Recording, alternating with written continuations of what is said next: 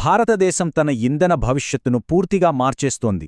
ఇది కేవలం టెక్నాలజీలో వస్తున్న మార్పు కాదు, ఒక దేశం తన భద్రత కోసం, అది కూడా సుస్థిరమైన భద్రత కోసం చేస్తున్న ఒక పెద్ద ప్రయాణం.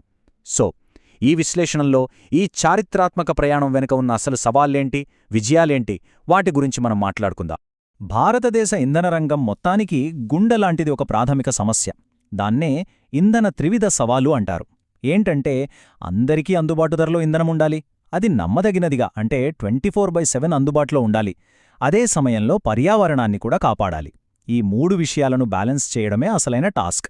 భారతదేశ ప్రయాణాన్ని నడిపిస్తున్నది ఇదే. అసలీ సవాలు ఎంత పెద్దదో చూడండి.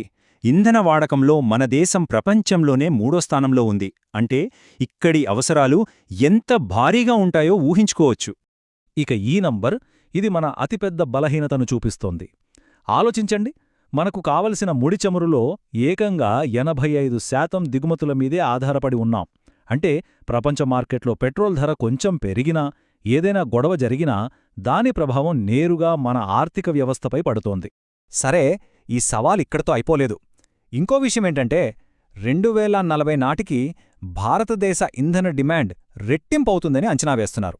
జస్ట్ ఆలోచించండి, కేవలం 2 దశాబ్దాలలో డబల్. ఇది పరిస్థితి ఎంత సీరియస్గా ఉందో మనకు స్పష్టంగా చెబుతోంది. సరే, ముందుగా ఈ త్రివిధ సవాలుకు అసలు కారణమేంటో చూద్దాం. భారతదేశ ప్రస్తుత ఇంధన రంగం ఎలా ఉంది, దానిలోని బలహీనతలేంటి, వాటి గురించి మాట్లాడుకుందాం. ఈ చార్ట్ చూస్తే మనకొక క్లియర్ పిక్చర్ వస్తుంది. మన ప్రస్తుత ఇంధన మిశ్రమం ఇదే. చూడండి, దాదాపు సగం అంటే 46% కేవలం బొగ్గువాటానే ఉంది. ఆ తర్వాత చమురు. సో శిలాజ ఇంధనాలపై ఇంత భారీగా ఆధారపడటమే మన ముందున్న అతిపెద్ద సవాలుకు మూల కారణం. ఈ ఇంధన మిశ్రమం వల్ల మనం చాలా సున్నితమైన పరిస్థితిలో ఉన్నాం.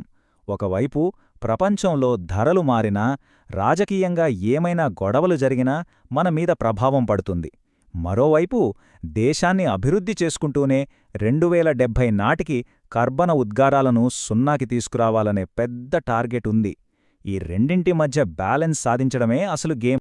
మరి ఇంత పెద్ద సవాలును భారతదేశం ఎలా ఎదుర్కొంటోంది? మొదటి అడుగు దేశానికి ఒక బలమైన పునాది వెయ్యడం. అదే 100 కోట్ల మందికి విద్యుతందించిన ఈ అద్భుతమైన ప్రయాణం. ఒక దేశాన్ని చీకటి నుంచి వెలుగులోకి తీసుకురావడం అంటే మామూలు విషయం కాదు. ప్రతి గ్రామానికి, ప్రతి ఇంటికి కరెంటివ్వడం అనేది ఒక చారిత్రాత్మక విజయం. ఇది దేశమంతటా ఒకే గ్రిడ్ నిర్మించడంలో మనం సాధించిన అద్భుతమైన ప్రగతిని చూపిస్తుంది. ఇది కేవలం కరెంటు స్తంభాలు, వైర్లు వేయడం కాదు, లక్షలాది మంది జీవితాలను మార్చిన ఒక పెద్ద మార్పు. వ్యవసాయానికి నీళ్లు పెట్టుకోవడానికి, చదువుకోవడానికి, హాస్పిటల్స్లో సేవలు మెరుగుపడటానికి, చివరికి డిజిటల్ ప్రపంచంతో కనెక్ట్ అవడానికి, ఇలా అన్నిటికీ విద్యుత్తు ఒక చోదక శక్తిగా మారింది. దేశమంతటా గ్రిడ్ రెడీ అయిన తర్వాత ఇక అసల కథ మొదలయ్యింది. స్వచ్ఛ ఇంధనం వైపు ఒక ఉప్పెనలా దూసుకెళ్లడం. ముఖ్యంగా పునరుత్పాదక ఇంధన వనరులను ఎవరూ ఊహించని వేగంతో మనం స్వీకరించాం. ఈ నంబర్ చూడండి, ఇది ఒక చారిత్రాత్మక మలుపు. భారతదేశంలో ఇప్పుడు ఇన్స్టాల్ చేసిన మొత్తం విద్యుత్ సామర్థ్యంలో సగానికి పైగా, అంటే 51% పైగా శిలాజేతర ఇంధనాల నుంచే వస్తోంది. అంటే మనం అధికారికంగా స్వచ్ఛ ఇంధన యుగంలోకే అడుగుపెట్టేశాం. ఈ మాట వినండి, వ్యవసాయ రంగాన్ని ఒక ఇంధన కేంద్రంగా మార్చడం. ఇది ఒక విప్లవాత్మక ఆలోచన. అసలిది ఎలా సాధ్యం? చూద్దాం. ఈ వ్యూహం చాలా సింపుల్, కానీ చాలా పవర్ఫుల్. ఫస్ట్, వ్యవసాయంలో మిగిలిపోయిన వాటిని, అంటే వ్యర్థాలను తీసుకుంటారు. తర్వాత వాటిని అధిక ఆక్టేన్ ఇథనాల్గా మారుస్తారు. ఈ ఇథనాల్ను పెట్రోల్లో కలుపుతారు. దీనివల్ల ఏకకాలంలో 2 లాభాలు. 1, చమురు దిగుమతులు తగ్గుతాయి. 2, గ్రామీణ ప్రాంతాల్లో రైతులకు అదనపు ఆదాయం వస్తుంది. ఈ ప్రోగ్రాం ఎంత సక్సెస్ అయిందో ఈ నంబరే చెబుతుంది. అక్టోబర్ 2025 నాటికి పెట్రోల్లో ఇథనాల్ బ్లెండింగ్ 19.97% చేరుకుంది. మన టార్గెట్కి చాలా దగ్గరలో ఉన్నాం. మనం కలిపే ప్రతి చుక్క ఇథనాల్ విదేశాలపై మన ఆధారపడ్డాన్ని తగ్గిస్తుందన్నమాట. సరే, స్వచ్ఛ ఇంధనాన్ని ఉత్పత్తి చేయడం ఒక ఎత్తు, కానీ అసలైన సవాలు ఇప్పుడే మొదలవుతుంది. సూర్యుడు లేనప్పుడు, గాలి వీయినప్పుడు దేశానికి 24/7 కరెంట్ ఎలా ఇవ్వాలి? ఇది చాలా పెద్ద ప్రశ్న. ఈ స్లైడ్లో మనకు ఆ ప్రశ్నకు సమాధానం దొరుకుతుంది. ఇది ఒక కీలకమైన మార్పు. పాత సవాలేంటి? పునరుత్పాదక శక్తి అస్థిరంగా ఉండటం. కాని కొత్త పరిష్కారమేంటంటే ఆ శక్తిని నిల్వ చేయడం, అంటే గ్రీన్ పవర్ను స్టోర్ చేసి మనకు అవసరమైనప్పుడు వాడుకోవడం. అస్థిరత నుంచి విశ్వసనీయత వైపు వేస్తున్న అతిపెద్ద అడుగు ఇదే. ఈ టైంలైన్ చూస్తే ఆశ్చర్యం వేస్తోంది. ఇంధన నిల్వ, గ్రిడ్ పటిష్టత ఎంత వేగంగా పెరుగుతున్నాయో చూడండి. 2025 నుంచి 2026కి అంటే కేవలం ఒక్క సంవత్సరంలోనే బ్యాటరీ నిల్వ సామర్థ్యం దాదాపు 10 రెట్లు పెరగబోతోంది. అంటే మనం ఎంత వేగంగా ఈ మార్పు వైపు వెళ్తున్నామో అర్థం చేసుకోవచ్చు. ఈ ఒక దేశం, ఒక గ్రిడ్, ఒక ఫ్రీక్వెన్సీ అనే కాన్సెప్ట్ ఇది గ్రీన్ ఎనర్జీ కోసం ఒక సూపర్ హైవే లాంటిది. దేశంలో ఎక్కడైనా ఉత్పత్తి అయిన పునరుత్పాదక శక్తిని ఎలాంటి ఆటంకం లేకుండా దేశం నలుమూలలకు చేరవేయడానికి ఇది సహాయపడుతుంది. సరే, సోలార్, విండ్ అనేవి పునాదులు మాత్రమే. భారతదేశం ఇప్పుడు వాటికి మించి ఆలోచిస్తోంది. భవిష్యత్ ఇంధనాల వైపు అడుగులు వేస్తోంది. నెక్స్ట్ జనరేషన్ క్లీన్ ఎనర్జీ టెక్నాలజీస్లో ముందుండాలని చూస్తోంది. వీటిని చిన్న మాడ్యులర్ రియాక్టర్లు లేదా ఎస్ఎంఆర్లు అంటారు. ఇవి అణుశక్తి రంగంలో ఒక కొత్త అధ్యాయం. స్టీల్, సిమెంట్ లాంటి భారీ పరిశ్రమలున్నాయి కదా, వాటికి కార్బన్ రహిత విద్యుత్తును నిరంతరాయంగా అందించడంలో ఇవి కీలక పాత్ర పోషిస్తాయి. ప్రభుత్వం ఈ రంగం మీద ఎంత సీరియస్గా ఉందో ఈ నంబర్ చూస్తే తెలుస్తుంది.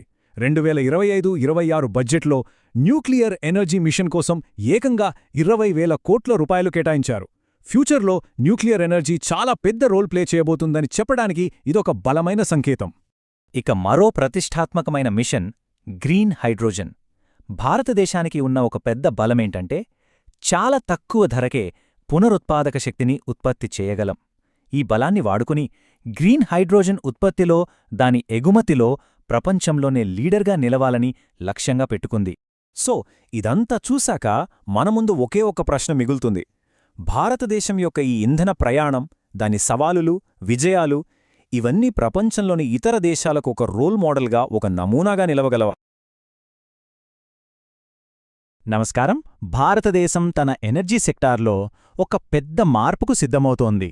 ఇది ఒక రకంగా చూస్తే ఎన్నో అవకాశాలు, మరో రకంగా చూస్తే ఎన్నో సవాళ్లతో నిండిన ఒక సంక్లిష్టమైన ప్రయాణం.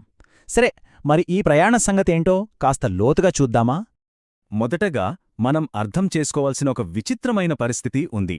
ఒకవైపేమో ఇండియా తన మొత్తం ఇన్స్టాల్డ్ కెపాసిటీలో 50% పైగా నాన్ ఫాజిల్ ఫ్యూల్స్ అంటే శిలాజైతర ఇంధన వనరుల నుండి సాధించిందని గర్వంగా చెప్పుకుంటున్నాం. ఇది నిజంగా ఒక పెద్ద మైలురాయి. కాని అసలు వాస్తవంలోకొస్తే దేశంలో ఉత్పత్తి అవుతున్న మొత్తం కరెంట్లో రెన్యూబుల్ ఎనర్జీ వాటా కేవలం 22% మాత్రమే. చూసారా, ఈ గ్యాప్ ఎందుకొస్తుంది? ఇక్కడే అసలు కథ మొదలవుతుంది. మనం గ్రీన్ ఎనర్జీలో ఎంత వేగంగా దూసుకెళ్తున్నా మన ఆర్థిక వ్యవస్థ ఇంజిన్ నడవాలంటే ఇప్పటికీ శిలాజ ఇంధనాలే ఆధారం. షాకింగ్ విషయమేంటంటే మనకవసరమైన ముడి చమురులో ఏకంగా 85% మనం బయటి దేశాల నుంచే కొంటున్నాం. దీనివల్ల వచ్చే రిస్క్ ఏంటి? ప్రపంచంలో ఎక్కడ చమురు ధరలు పెరిగినా లేదా ఏవైనా రాజకీయ సంక్షోభాలొచ్చినా ఆ దెబ్బ నేరుగా మన ఆర్థిక వ్యవస్థ మీద పడుతుంది. సరే, మరి గ్రీన్ ఫ్యూచర్ వైపు మన ప్రయాణంలో మన ముందున్న అడ్డంకులేంటి? 5 కీలకమైన సవాళ్లున్నాయి. వాటిని ఒక్కొక్కటిగా చూద్దాం.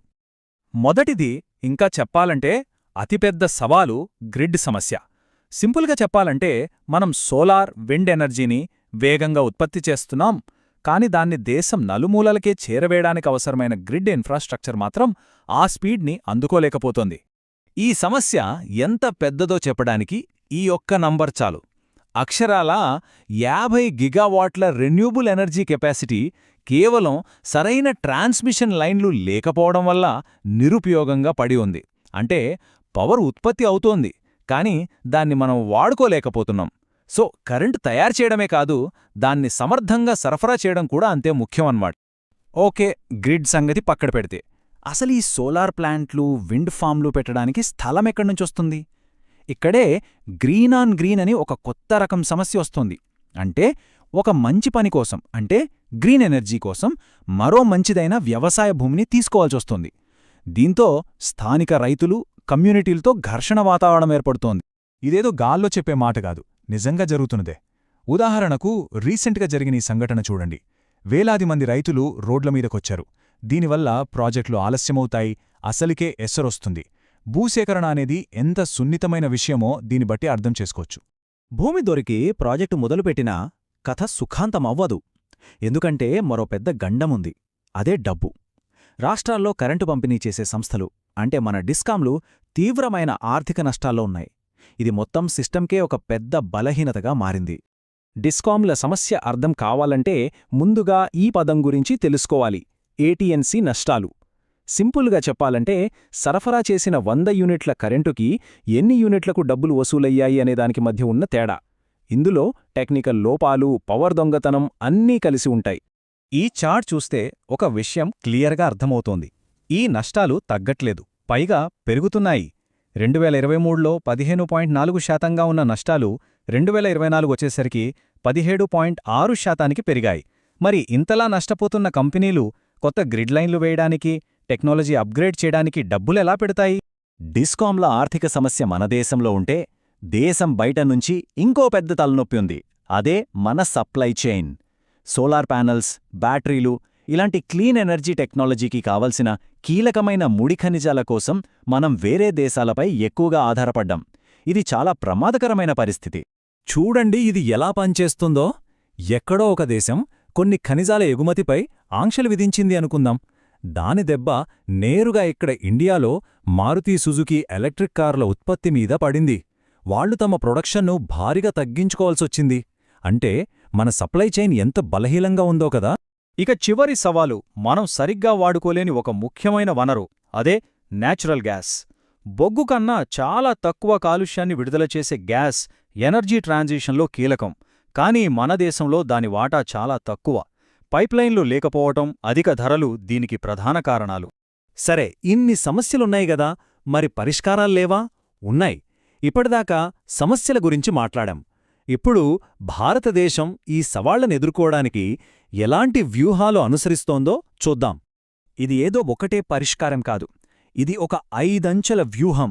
ఒకవైపు సోలార్, విండ్ లాంటి వాటిని పెంచుతూనే గ్రిడ్ను బలోపేతం చేయడం, దేశీయంగా ఉత్పత్తి పెంచడం, ఎనర్జీని సమర్థంగా వాడుకోవడం, ఇంకా ముఖ్యంగా తయారీలో మన కాళ్లమీద మనం నిలబడటం.